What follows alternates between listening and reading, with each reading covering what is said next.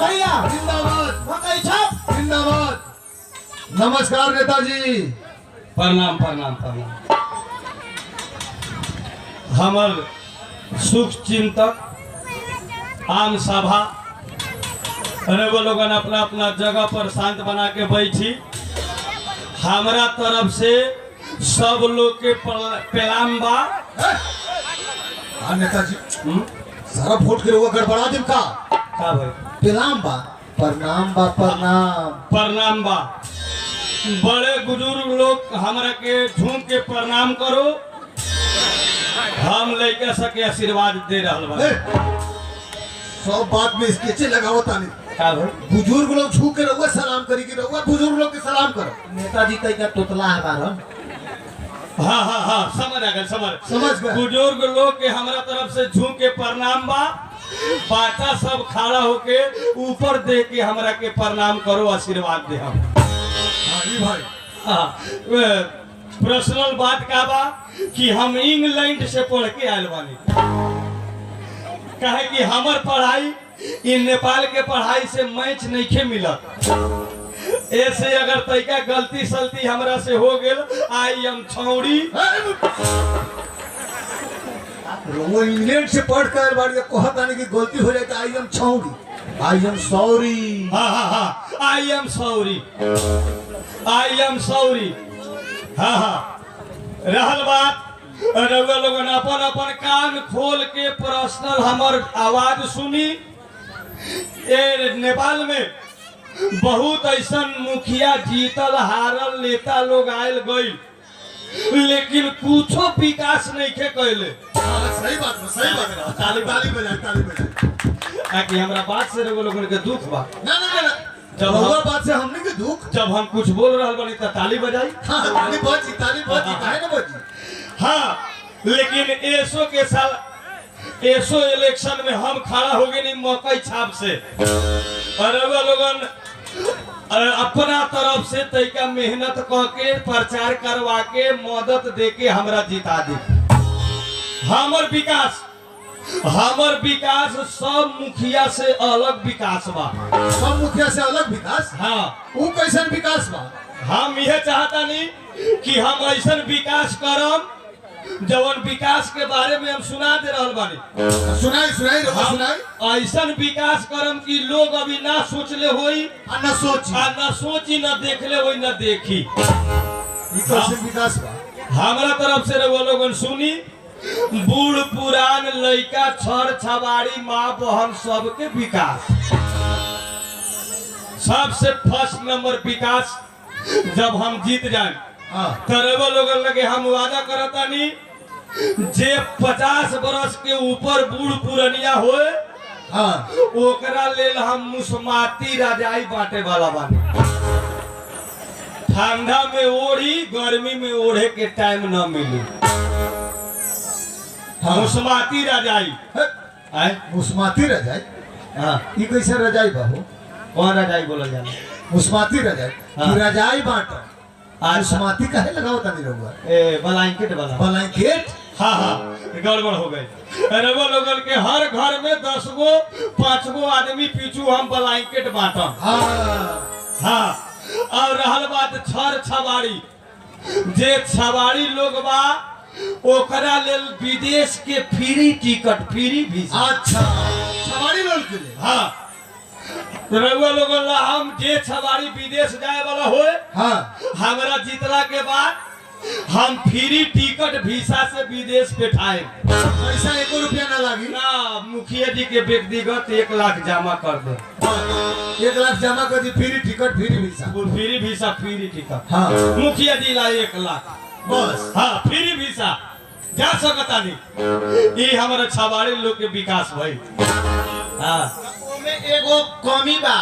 हम खोप के कार्ड ना रहला बिना कार्ड के विदेश ना जा सकला आदमी। अरे वायरस वाला जो खोप कहता वो तो हम वोट से पहले चलवा रहल बड़ी अमेरिका से मंगा के। हाँ एमसीसी मंगा रहल बानी हम। एमसीसी मंगा रहल बानी लेकिन एमसीसी के चलती चली ना तैका दिन ला हम टाइम पास करेला मंगा रहल गड़ी कि ऊपर रोटेशन कैसन बा। हम जाना तानी कि एमसीसी आला के बाद में लमहर लमहर मकान कटा जाए। जितना रोड में मकान बा वो में कोनो माई बाप नहीं खे। एमसीसी के आला के बाद मकान ढह के फूस के घर तैयार हो। हमरा तरफ से विकास है भाई। हाँ, लेकिन लड़का सबके ये लोग इतना विकास सुन ली। हाँ लेकिन अभी अपना नेपाल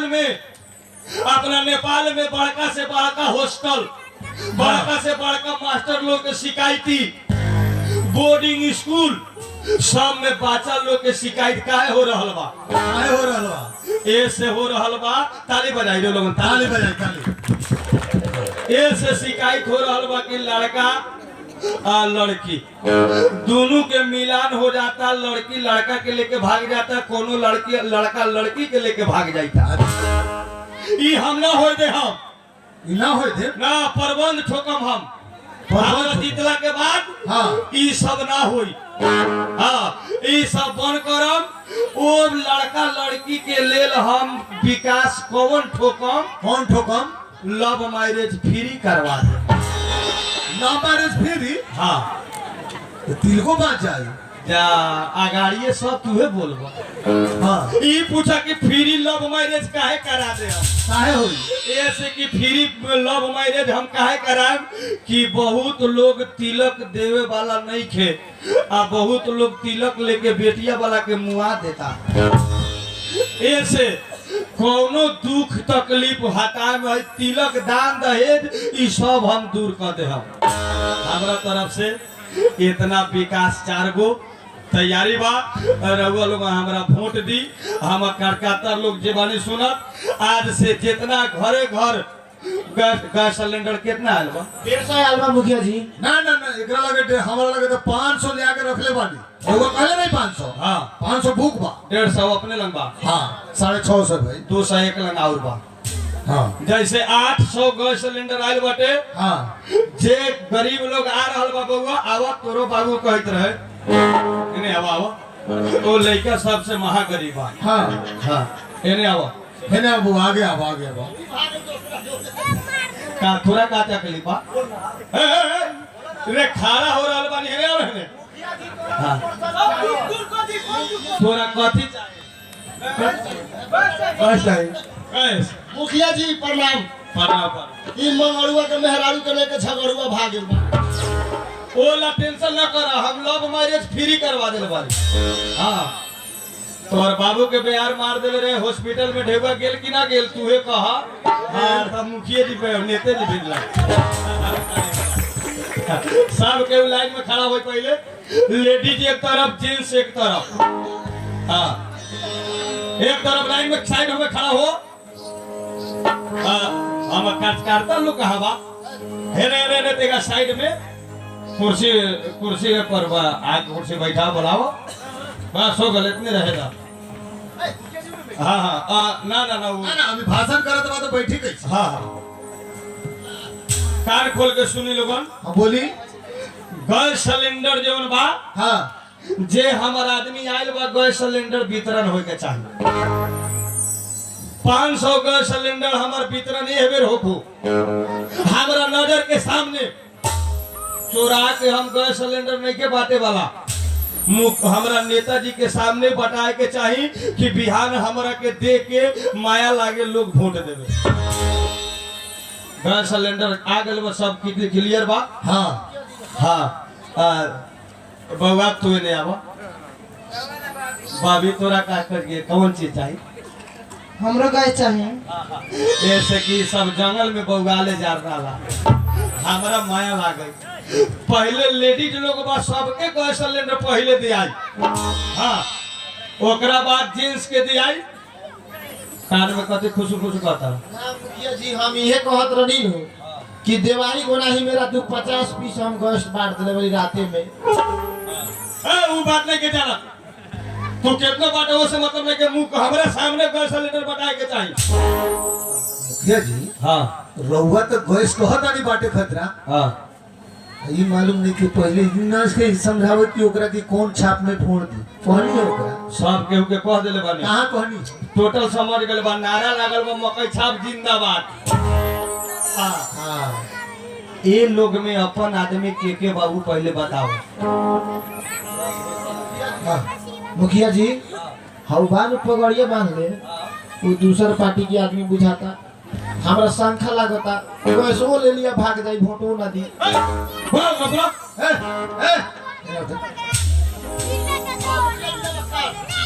प्रणाम प्रणाम। कुछ तोरा पर हमरा शंखा लगा था। काफी का शंखा लगा था मुखिया जी। पता चलल बा तू पुरान के मुखिया के वोट देवला आ नयका मुखिया से तू गैस सिलेंडर लेवल। ना मुखिया जी ऐसा बात नहीं के। ऐसा बात नहीं के। ना ना ना। तो कान खोल के सुन लो। हाँ।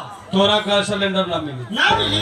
ना दूसरा पार्टी के आदमी हमरा मुखिया पार्टी जी के सबके गैस सिलेंडर मिली हाँ। या हमरा ना मिली। का गैस सिलेंडर ना बाप के घर से आइल बका। गैस सिलेंडर हमरा जैसा बिचारी तो सारा मुखिया ही हम गैस सिलेंडर मुखिया जी के बाप के घर से ना है तोरा बाप के घर से है। देख ली मुखिया जी।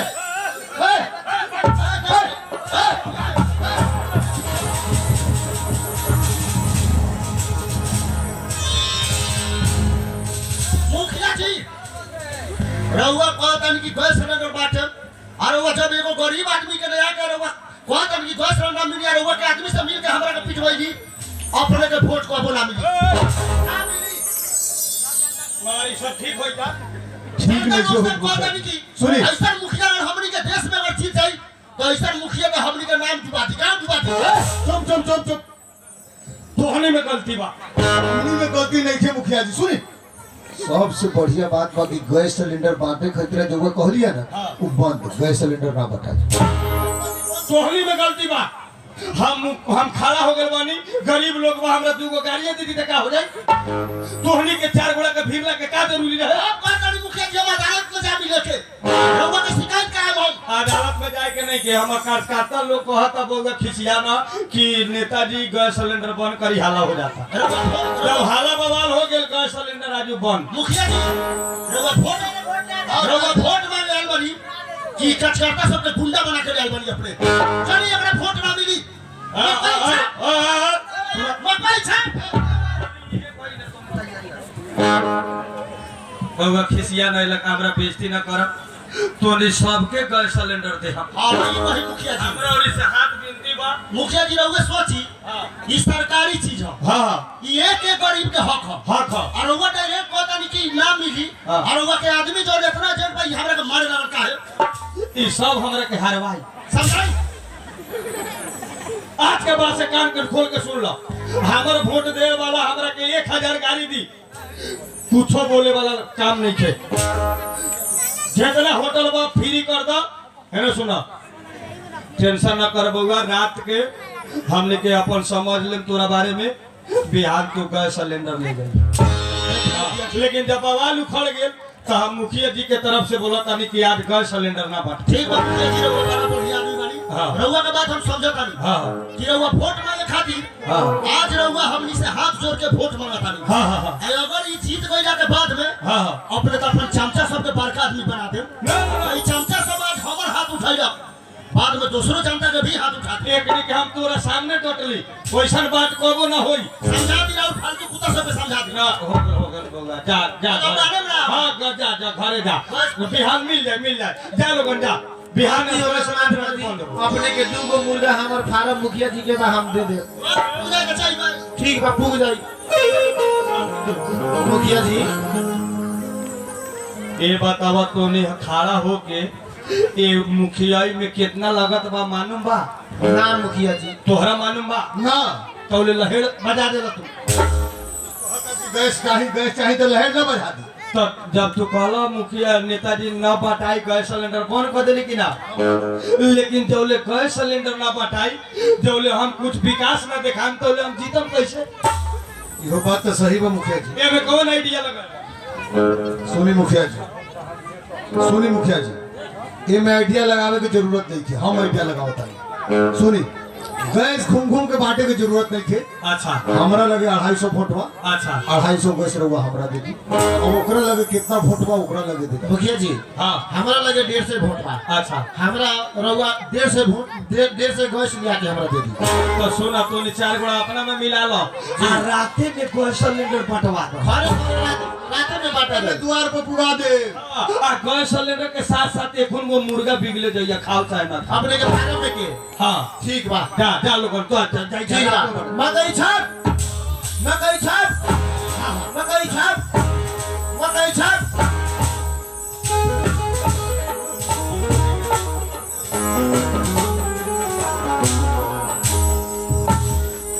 आदरणीय दर्शक वृंद, सबसे पहले रउआ लोग के हम अपन परिचय देवे के चाहत हैं।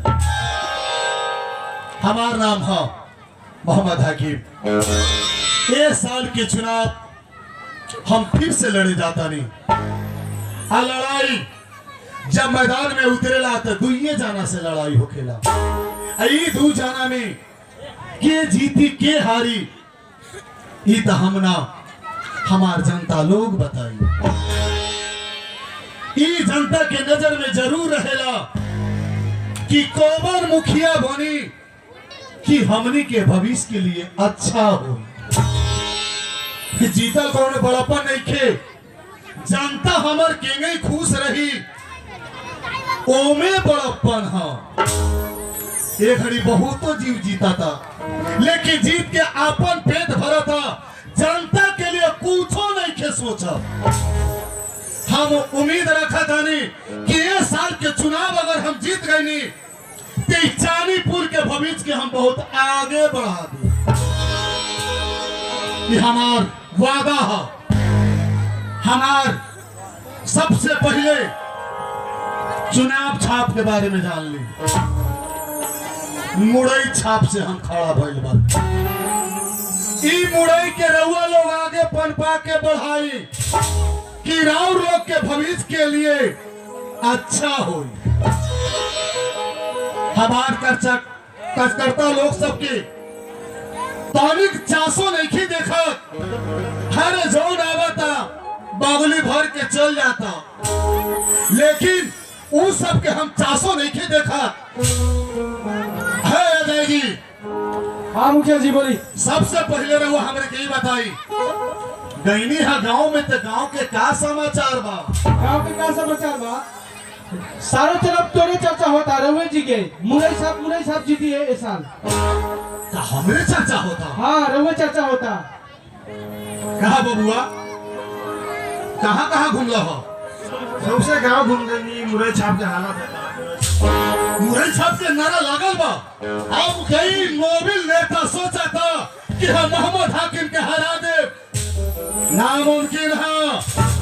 कि मोबिल चिचियाते रह जाई, लेकिन माला पे नहीं मोहम्मद हाकिम। रउआ के विरोध में मोबिल मकई छाप में खड़ा भइल बा। हाँ, अब ओकरा ये साल जीते नहीं देवे के बा। अरे जब तोहरी का आशीर्वाद रही तो ऊ का जीती। चलो रउआ के साथ बढ़े हम। मुरई छाप, मुरई छाप, मुरई छाप, मुरई छाप, मुरई छाप। हर हर का नारा है, मुरई छाप हमारा है। मुरई छाप चल बेटा। अरे तोहरी की नारा देख के तो हमार दिल गदगद हो गई। आपका मोबिल ने तो हमारे से आगे बढ़ी। चलो आओ हमारे साथ। चल बेटा।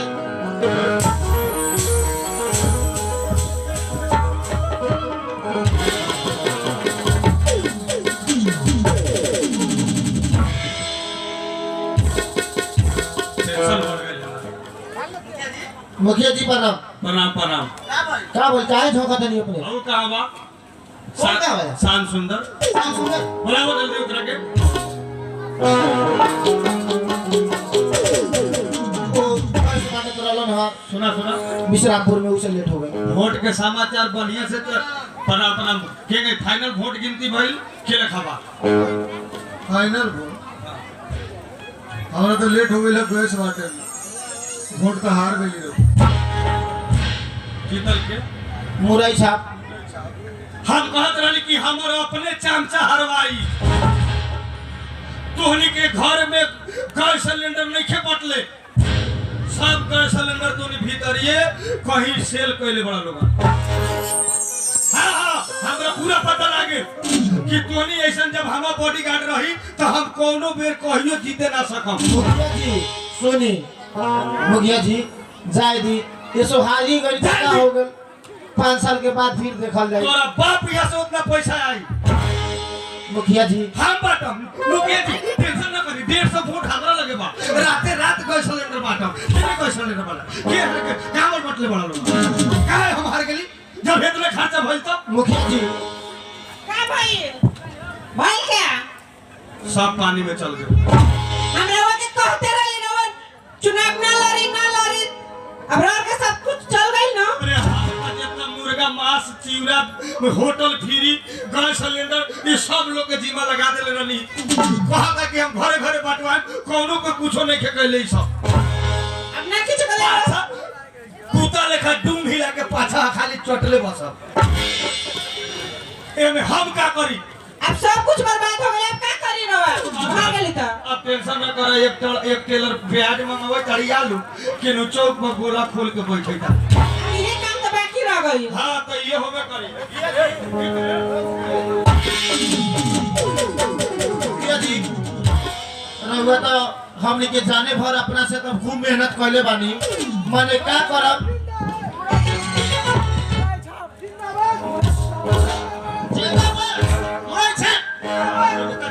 हमनी के नेताजी जीत गए। हां जीत गए बात हो। भाभी के नेता सब जीत गई। कथी थी हमनी के नेताजी मालूम हो? अरे हो मोबिलवा साला नेता हरे चुप खोर ह ओकर गांव भर के पैसो ले ले आ फोटो ना देलै। नेताजी जीतल तो मालूम हो कथी बात बना हो? एक डरक पाड़ा बेच के देते हुए